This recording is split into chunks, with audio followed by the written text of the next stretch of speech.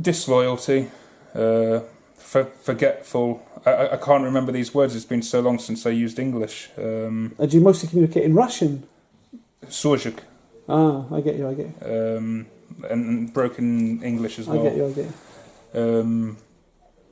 But in the UK, you understand the position is unconditional support for Ukraine. Now you've left London. The Ukrainian flag was up in the BT Tower in London.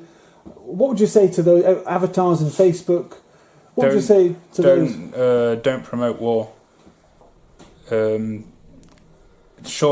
think it was a week or 2 weeks after the operation was starting. I can't remember. I think it was Putin. President Putin proposed a peace deal to President Zelensky. It was 2 weeks after, wasn't it? And in this peace deal, Ukraine made its request, which was security guarantees, so that if it's invaded in the future by any country, that it would be protected by security guarantees. And Ukraine picked its security guarantees. Russia said, okay, that's good. But then where the issue came from was that Ukraine refused to accept that Crimea was Russian. They also refused to accept that Donbass and Lugansk was independent. And they would rather speak about it over 15 years. Okay, so we've covered this point that it was Ukraine's road to war by not accepting the will of the people of Donbass for these 8 years, instead deciding to shell and to kill. We've covered that. Okay, let's go down the road of there's a prisoner exchange. You were freed. All the media, because before you spoke to Sky, etc., and all the rest of it, they covered you. You were, the Brit fighting for Ukraine, along with Sean Pinner, who's also in captivity. Let's go down the road of a prisoner exchange. Are we going to see you in future renouncing everything you've said today, saying that I was forced to say this? It was dreadful. The Russians are, all of these bad things that the media like to hear. Are we going to hear you, walking back what you've said and saying that you were coerced or forced to saying this? That's not your actual position. I'd like to categorically, to really delineate what your actual position is without any pressure or coercion. And that's something that is going to be there as a record of facts, because we don't want a situation later on where... Yeah, I understand. No, after this, I'm done. I have every day to think in my head mentally about what has happened, so I have time to reflect on it, and there's not a part of me that wants to do anything with Ukraine anymore.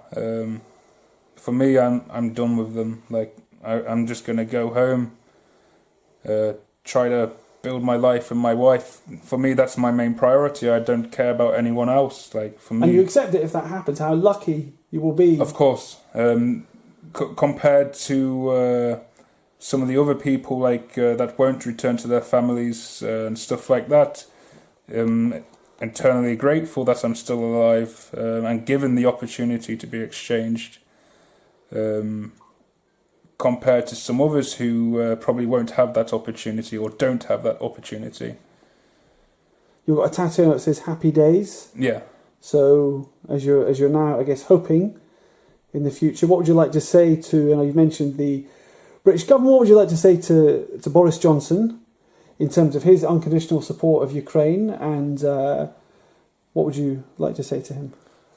So Boris Johnson, if you're watching this video, obviously you're aware of my situation and the situation in this area.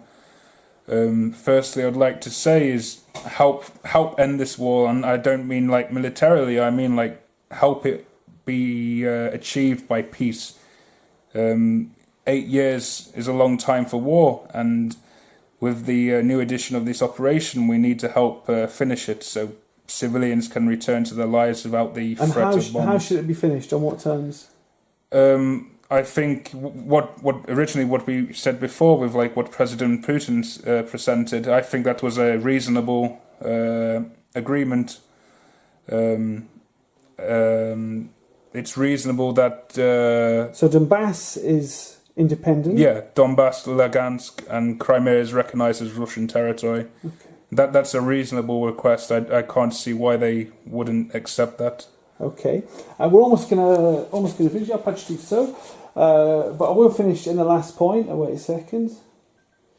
Now I'm gonna get, for speaking to you, I'm gonna get a load of hassle. Yeah. A load of stick from people, saying that the terrible, the evil, Kremlin propagandist Glenn Phillips interrogated Purazin, etc., the horrible, I'd like to say from your side, we've chatted today from a Nottingham man to another.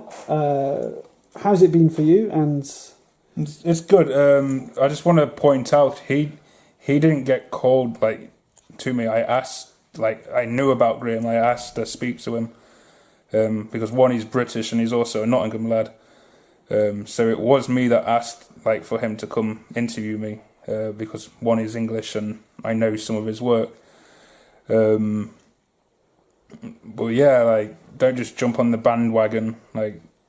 Look into the interview that we're doing now. It's legit. Okay. Can I add one more about the exchange for Boris? Absolutely. So Boris Johnson, this is my second request that I need you to listen. The DNR authorities have given the chance for us to be exchanged, and all they ask is that we are exchanged for Viktor Medvedchuk. A couple of days ago, his wife Oksana Medvedchuk made an appeal to Boris Johnson to exchange me and another British mercenary called Sean Pinner, so that Ukraine can release her husband, so he can return to his family. If this is not possible, then they would happily exchange us for another Ukrainian captive in Kiev, who will have the possibility of returning to his family in exchange for us to also return to our family. Okay. And we're going to wrap up. Is there anything else you'd like to add? We've chatted for the best part of an hour. Is there anything else you'd like to say, your final thoughts or words? That pretty much sums it all up. I can't think of too much apart from how basically we were just left by our military.